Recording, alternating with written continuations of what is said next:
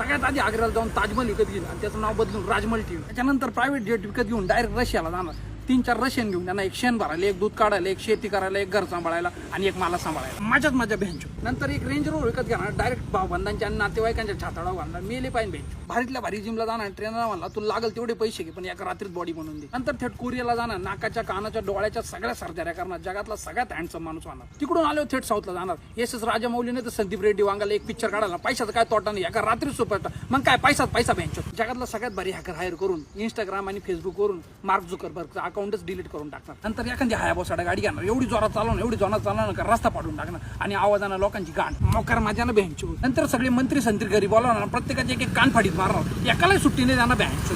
जिथं काम करत होतो ती कंपनी विकत घेणार आणि मॅनेजरच्या ढुंगणाला हात मारून त्याला कामावरून हाकलणार. सगळ्यात शेवटी एक बेट खरेदी करून टाकणार, स्वतःला तिला राजा घोषित करून टाकणार. मग काय नोट आहे आपला, पैसा आहे आपला, सगळेच आपले, लाईक आहे आपले, फॉलोअर आहे आपले, कमेंट आहे आपले, माझ्या भेंचू.